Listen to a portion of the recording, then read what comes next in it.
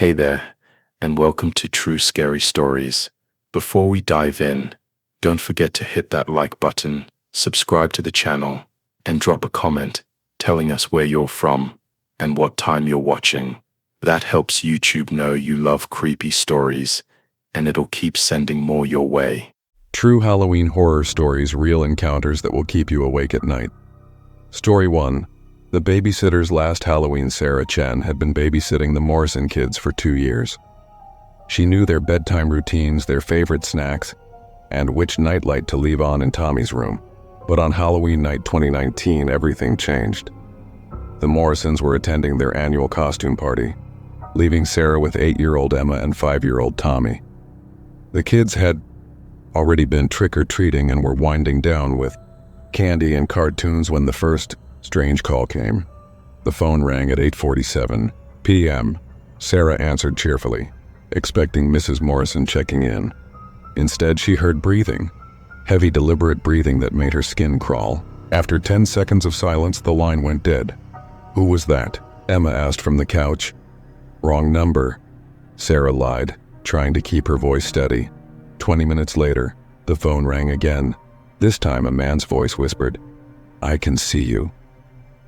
The words were slow and drawn out, like he was savoring each syllable.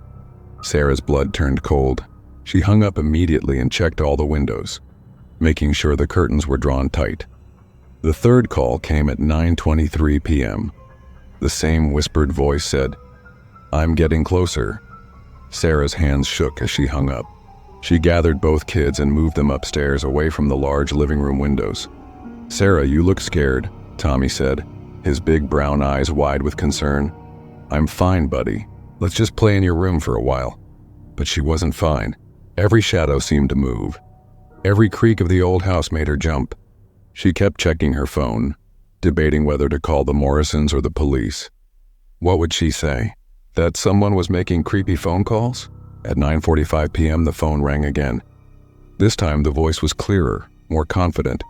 "I'm in your backyard." Sarah's heart hammered against her ribs. She crept to Tommy's window and peered through the blinds. The backyard was dark except for the porch light, which cast long shadows across the lawn. At first, she saw nothing. Then near the back fence, she spotted a figure. Tall, motionless, wearing what looked like a dark hoodie. Her hands trembled as she dialed 911. The operator was calm and professional, asking for details Sarah could barely provide through her panic. Police were on their way, she was told. "Stay inside. Keep the doors locked." The next call came before the police arrived. This time, the voice was right outside. "I'm at your front door." Sarah grabbed a baseball bat from Tommy's closet and herded both kids into the master bedroom bathroom. She locked the door and sat with her back against it, the bat across her knees, both children pressed against her sides. They heard footsteps on the front porch, slow, deliberate steps that seemed to circle the house. Then came the sound that still haunts Sarah's dreams, the front door opening. She knew she had locked it. She was certain. But the distinct creak of those old hinges was unmistakable. Heavy footsteps moved through the house below. The stranger wasn't trying to be quiet anymore. "Sarah," Emma whispered, tears streaming down her face. "Shh, baby. It's going to be okay." The footsteps climbed the stairs. Each step seemed to take forever, like he was enjoying the build-up. They moved down the hallway, past Emma's room, past Tommy's room, stopping right outside the master bedroom. The doorknob turned. Sarah held her breath, pressing harder against the bathroom door. The bedroom door opened with a long, agonizing creak. Footsteps moved across the carpet. She could hear him breathing, the same heavy breathing from the first phone call. He tried the bathroom door. The handle jiggled once, twice. Then silence. The police sirens were getting closer. Sarah could hear them wailing through the night, growing louder by the second. The footsteps moved quickly now, back across the bedroom, down the hall, down the stairs. When the officers finally broke down the bathroom door 15 minutes later, they found Sarah clutching the baseball bat and both kids, all three of them shaking uncontrollably. The strange part was what they found downstairs. The front door was still locked, deadbolt in place. All the windows were secure. There was no sign of forced entry anywhere. But on the kitchen counter, They found something that made Sarah's blood freeze. A single Polaroid photo of her and the kids watching TV earlier that evening, taken from outside the living room window. The police never found the caller. The photo had no fingerprints. The phone number traced to a burner phone that was never found. The Morrisons moved out of the house 2 weeks later, and Sarah never babysat again.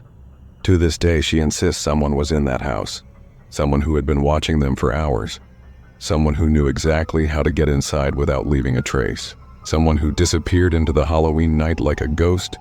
The scariest part?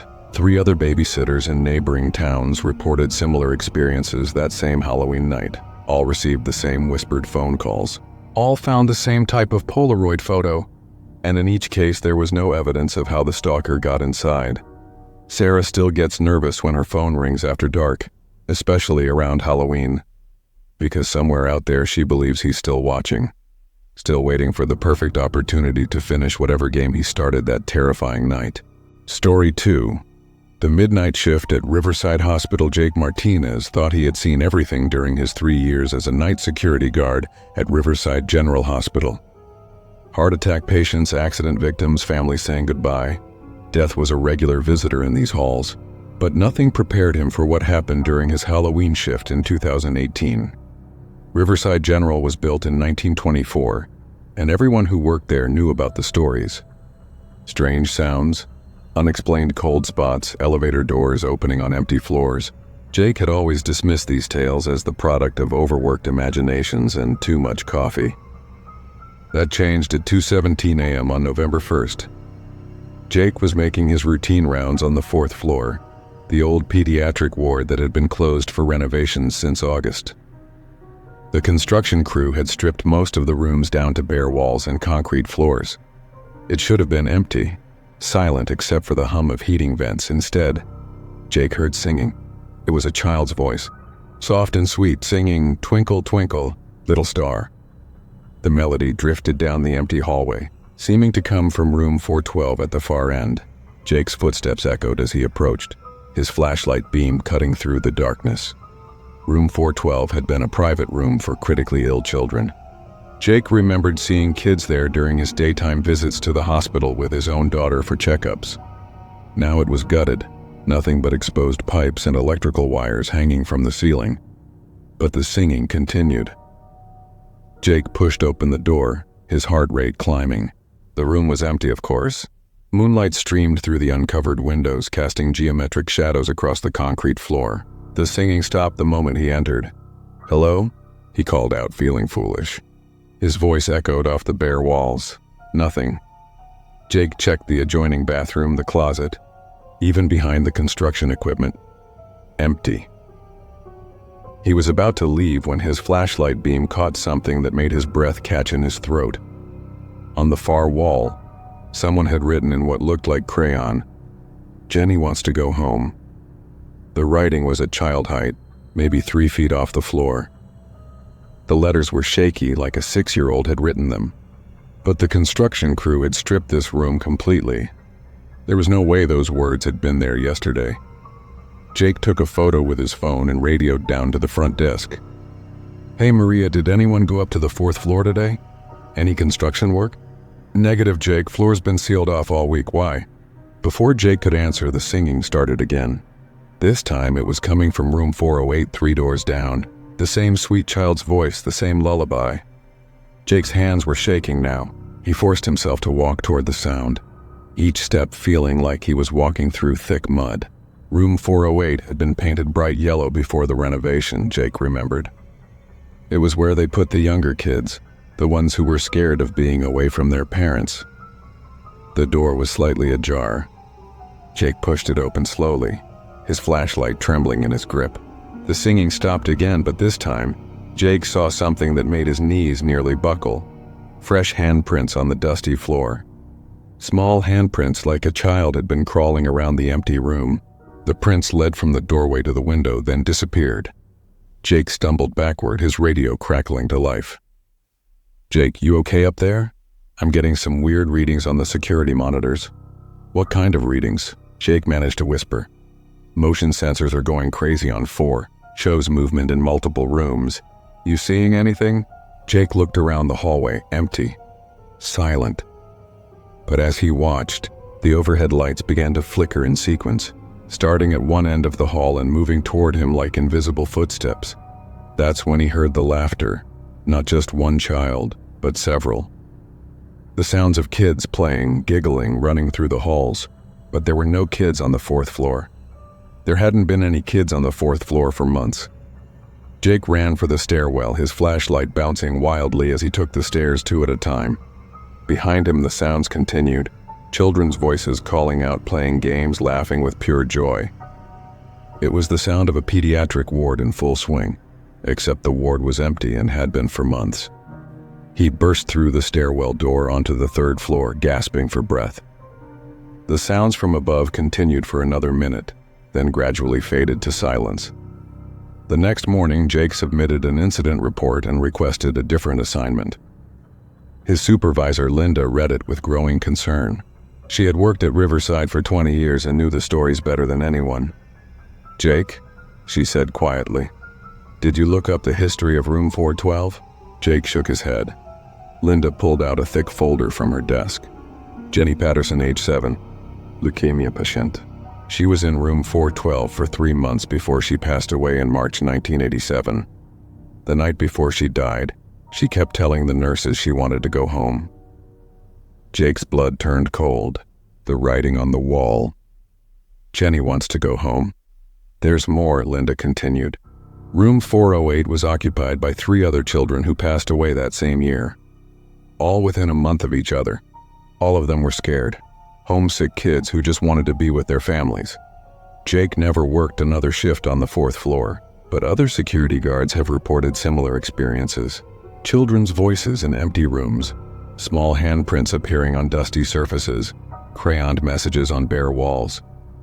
The construction on the 4th floor was completed 6 months ago. It's been converted to administrative offices now, all clean lines and modern furniture. But the night shift workers still report strange sounds after midnight.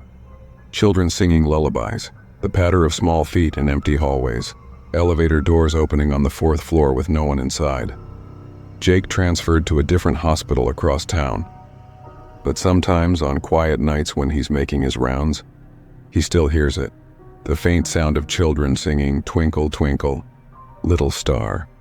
It reminds him that some places hold on to their memories, especially the memories of children who never got the chance to go home. The scariest part isn't that the children might still be there. The scariest part is that they're still waiting for someone to help them find their way home, 30 years after their small voices went silent forever. Story 3.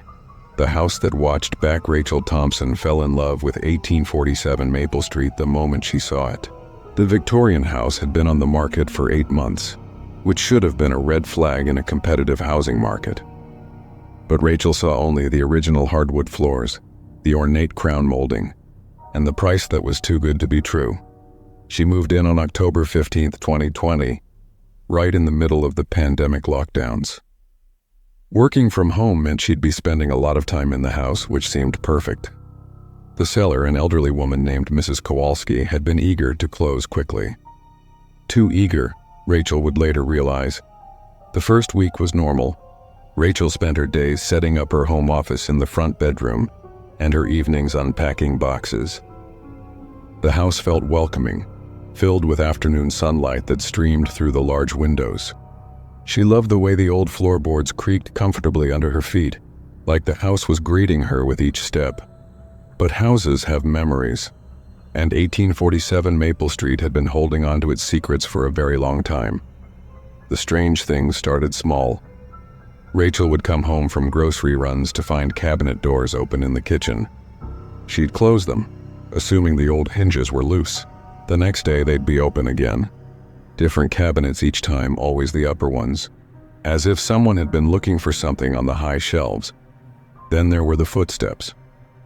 Rachel first heard them on a Thursday night while she was reading in bed. Slow, deliberate footsteps pacing back and forth in the attic above her bedroom. She assumed it was mice or settling wood, but the pattern was too regular, too purposeful. It sounded like someone walking the same path over and over again. 15 steps in one direction, a pause, then 15 steps back. The pacing happened every night at exactly 11:47 p.m. and lasted for precisely 23 minutes. Rachel timed it.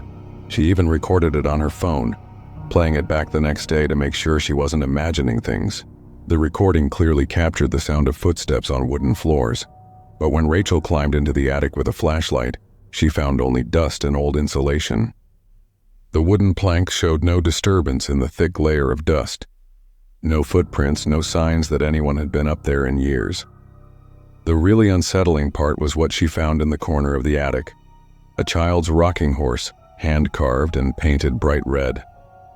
It was beautiful work, clearly loved and well-used, but Mrs. Kowalski had said she never had children, and the house had been empty for 2 years before Rachel moved in. Rachel decided to research the history of her house. What she found in the local library's archives made her stomach turn. In 1962, the house had been home to the Brennan family. David and Margaret Brennan had 3 children, twins Sarah and Susan, age 7, and their older brother Michael, age 10. On October 31st, 1962, while the parents were at a Halloween party, a fire started in the kitchen. Michael managed to escape and ran to get help, but by the time the fire department arrived, it was too late for the twins. Sarah and Susan Brennan died of smoke inhalation in the upstairs bedroom, the same bedroom Rachel was using as her office. The newspaper article included a photo of the family. Rachel stared at it for a long time, studying the faces of the 2 little girls in matching Halloween costumes, their bright smiles frozen in time. But it was the background of the photo that made her blood run cold. There, in the corner of what was clearly the living room of 1847 Maple Street, was the red rocking horse. That night, the footsteps in the attic were different. Instead of one person pacing, Rachel heard 2 sets of smaller footsteps. They seemed to be playing, chasing each other back and forth across the wooden planks. Occasionally, she heard what sounded like muffled giggles. Rachel lay in bed staring at the ceiling, trying to convince herself she was imagining things. But then she heard something that made her sit bolt upright. The sound of the rocking horse creaking back and forth as if someone was riding it. The next morning, Rachel climbed back into the attic. The dust around the rocking horse was disturbed now, showing clear impressions where small hands had gripped the handles. But more disturbing were the words someone had written in the dust on a nearby beam. "We're still here." The writing was in a child's handwriting, shaky letters spelled out with small fingers. Below it was a drawing of 2 stick figures holding hands, labeled Sarah and Susan. Rachel took photos of everything and called the previous owner. Mrs. Kowalski's daughter answered the phone and reluctantly agreed to talk. What she revealed made Rachel's hands shake. "Mom never told anyone why she was so desperate to sell," the daughter said. She'd been hearing children playing in the house for years. Cabinet doors opening by themselves. Toys appearing in rooms where she hadn't left them. She was too embarrassed to mention it to real estate agents because she was afraid people would think she was losing her mind. "Did she ever see anything?" Rachel asked. There was a long pause. "Once. She was coming up the stairs and saw 2 little girls in matching dresses sitting on the top step. When she blinked, they were gone. But she could smell smoke for hours afterward, even though there was no fire anywhere in the house." Rachel hung up and sat in her kitchen, staring at the open cabinet doors she hadn't remembered opening, as she watched another door slowly swung open, revealing children's dishes she definitely hadn't put there. Small plates with cartoon characters, tiny cups and bowls meant for little hands. That's when she noticed the drawings. Taped to the inside of the cabinet door were crayon drawings clearly made by children. Pictures of 2 girls playing in a house labeled with shaky handwriting, "Our home." Below that, another drawing showed the same 2 girls, but this time they looked sad, and the words "We miss home" were written in red crayon. Rachel realized the twins weren't trying to scare her. They were trying to communicate. They had died so suddenly, so young, that they didn't understand why they couldn't leave. The house was the only home they remembered, and they'd been trapped there for almost 60 years. She started talking to them. It felt crazy at first, but when the footsteps came that night, Rachel spoke to the ceiling. "Sarah? Susan, I know you're here. This is your home too." The pacing stopped immediately. The next morning, Rachel found a new drawing on her kitchen table. 2 little girls and a grown woman standing in front of the house, all smiling. At the bottom, in careful child's handwriting, "Thank you for staying." Rachel still lives at 1847 Maple Street. She's learned to expect the nightly footsteps, the open cabinets, the occasional giggle from empty rooms. Sometimes she finds fresh drawings or small toys moved to different places. The twins seem happy to have someone who acknowledges them, someone who isn't afraid. On Halloween night, Rachel leaves out 2 small plates of cookies and 2 cups of milk. In the morning, they're always empty, and there's usually a new drawing waiting for her.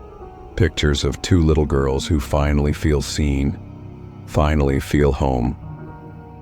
The house doesn't feel haunted anymore. It feels full of life, full of the laughter of children who refuse to be forgotten.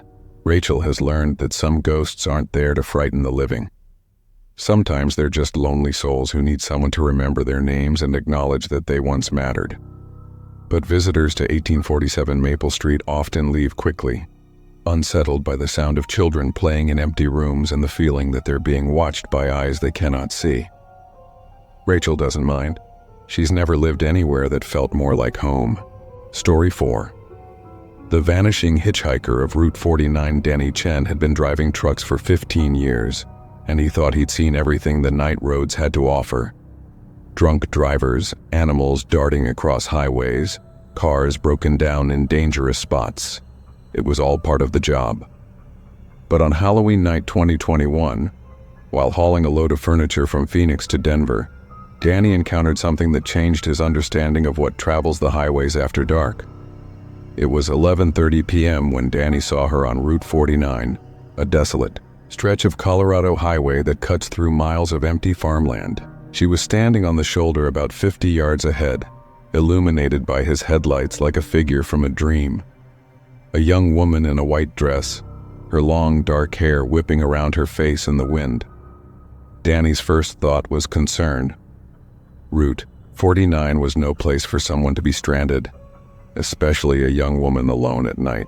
The nearest town was 30 miles in either direction, and cell phone coverage was spotty at best. He began to slow down, his air brakes hissing in the quiet night. As he got closer, Danny could see she was maybe 25 years old, pretty in a delicate way that reminded him of old movie stars. Her white dress looked like something from the 1950s, fitted at the waist, full skirt that fell just below her knees. She wasn't dressed for the cold October night, and she appeared to be shivering. Danny pulled over and rolled down his passenger window. "You okay, miss? Need a ride somewhere?" The woman approached the truck slowly, her movements graceful despite the rough gravel shoulder. Up close, Danny could see she had been crying. Her makeup was streaked, and her eyes held a sadness that seemed to go deeper than just being stranded on a lonely highway. "My car broke down," she said, her voice soft and sweet with a slight southern accent. "I need to get to Millfield. Do you know where that is?" Danny knew Millfield. It was a tiny farming community about 20 miles ahead, barely more than a gas station and a few dozen houses. "Sure, I can drop you off there. Climb on up." She smiled for the first time, and it transformed her entire face. "Thank you so much. I'm Rose, by the way. Rose Henderson." "Danny. Nice to meet you, Rose, though I'm sorry it's under these circumstances." Rose settled into the passenger seat, pulling her thin dress around her legs. Danny cranked up the heat and offered her his extra jacket, but she politely declined. As they pulled back onto the highway, Danny tried to make conversation. "So what? Brings you out to this part of Colorado? Not many people pass through here." Rose stared out the windshield at the empty road ahead. "I'm trying to get home.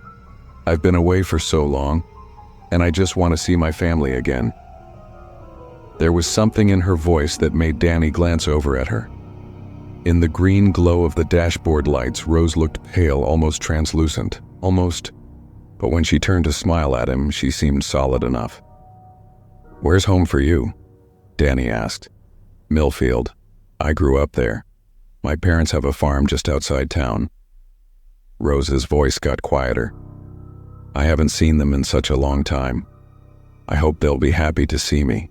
Danny nodded, understanding. He'd seen plenty of young people leave small towns for the big city, only to come back years later when life didn't turn out as planned. I'm sure they will be. Parents always worry about their kids. They drove in, comfortable silence for a while. The truck's engine humming steadily through the night. Danny kept stealing glances at his passenger.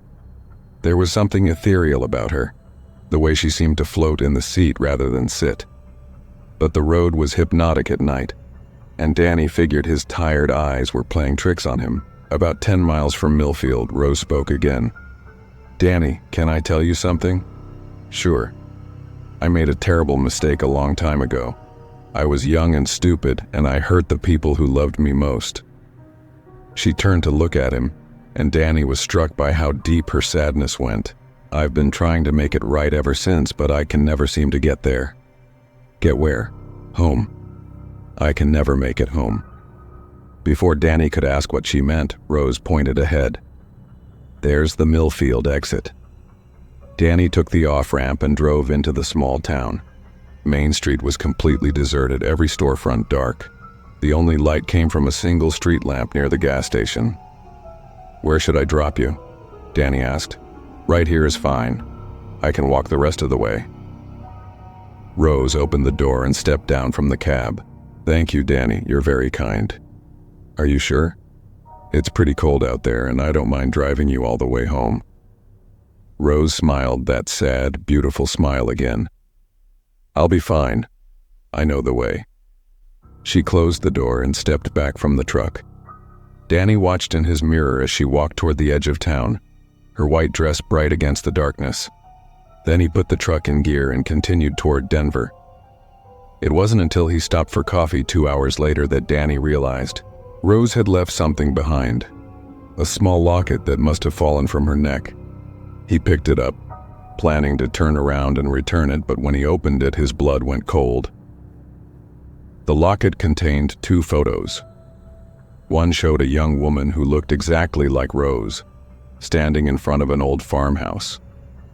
The other showed the same woman with an older couple, clearly her parents, but what made Danny's hands shake was the inscription on the inside. Rose Henderson, 1952-1973, beloved daughter. Rose would have been dead for almost 50 years. Danny drove straight to the nearest police station and told his story to a skeptical desk sergeant. But when he mentioned Rose Henderson and Millfield, the officer's expression changed. "You're not the first person to tell me this story," the sergeant said quietly. Rose Henderson was a local girl who died in a car accident in 1973. She was driving home from Denver after running away with her boyfriend. Car went off the road about 5 miles from here during a snowstorm. But I just talked to her. She was in my truck. The sergeant opened a thick file folder. "We get reports maybe 3 or 4 times a year. Always the same story. Young woman in a white dress needs a ride to Millfield. Says she's trying to get home to her family. Always on Route 49, always at night, usually around Halloween." Danny stared at the police report from 1973. The photo paper clipped to the front showed a car wrapped around a telephone pole, and next to it, a driver's license photo of Rose Henderson. The same face, the same sad eyes he'd looked into just hours before. "The weird thing is," the sergeant continued, "her parents died in the 1980s.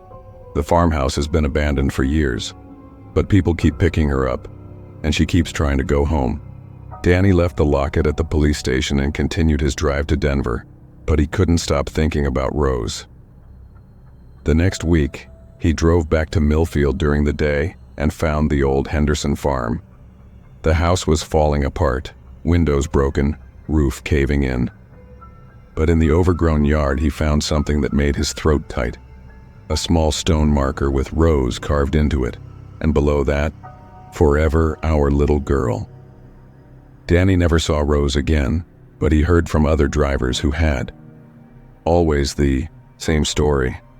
A beautiful young woman in white trying to get home to parents who had been dead for decades, trapped in an endless cycle of hope and disappointment. Some say she appears because she died so close to home, her spirit unable to accept that she'll never make it those final few miles. Others think she's still trying to apologize to parents who forgave her long ago. But every Halloween, when the nights grow long and the highways grow lonely, Rose Henderson keeps trying to find her way back to a home that exists only in her memory. The saddest part isn't that she's dead. The saddest part is that she doesn't know her parents never stopped loving her, never stopped waiting for their little girl to come home. In death, she's still running from a mistake they forgave the moment they learned she was gone forever. Danny still drives Route 49 sometimes, but he's never stopped for another hitchhiker. Some ghosts, he learned, carry burdens too heavy for the living to bear,